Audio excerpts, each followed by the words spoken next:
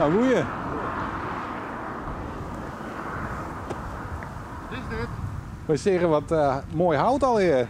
Oh, nee. We binnen van hier. En wij zijn even aan het rondje. Dat is beter dan van de gemeente in ieder geval. Ja, van de gemeente heb je wat meer moeite mee. Nou, dat weet ik net, maar...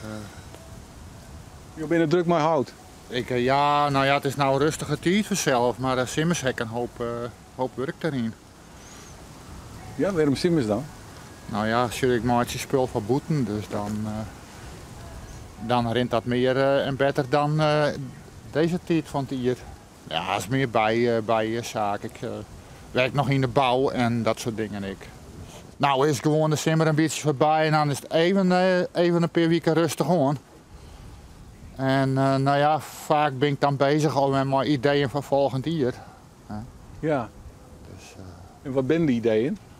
nou, naar type meubels misschien. Hè? Dat valt nog te besjen. En dingen die ik sowieso volgend jaar altijd wel kwijt kan en dat soort dingen maatje. Nou, bijvoorbeeld zoiets wat je laat aan punt, dat kan aan de achterkant van een stoel worden. Nou, daar zit ik nou wat spul.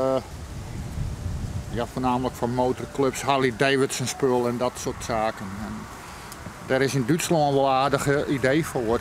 Zeg maar. Ja. Ik vind het als het binnen was, dan mag wel even. Kom maar verder.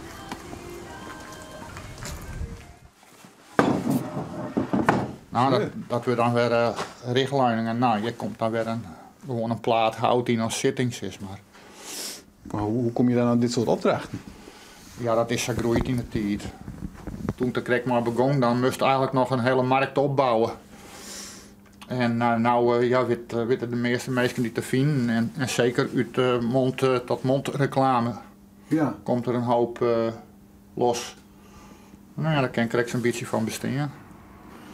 En dan ook wat minder in de bouw te werken, wat op zich, ik ben nou 60, wat op zich heel zwaar werk is natuurlijk.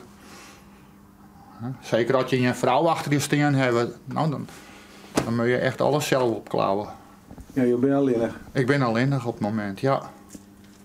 Je hebt altijd wel een partner gewoon. Nee, eigenlijk net vast, nee. Nee, het is toch de vrijheid die belangrijk is. Ja. Een mooie werkplak. Ja, het is al heel oud. Dus dat is van huid op zoon en die zijn paken die het ik al hier. Dus, Oké. Ik zal misschien de vierde generatie wezen, in die zin. Ja. Ja. En je woont hier? Ik ben hier, ja.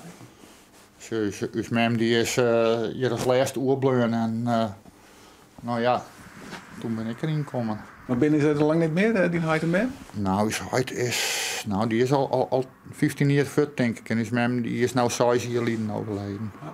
Maar ze zijn wel allebei de 93 geworden. Ja. Ik bedoel, ze hebben altijd hier geweest en vissen eten. En dat is misschien gezond geweest. Daar hebben de Japanners ook al wat mooi. Ja. En dat doe je ook, vissen kieten? Nou ja, wel, maar in de vorm van vissticks.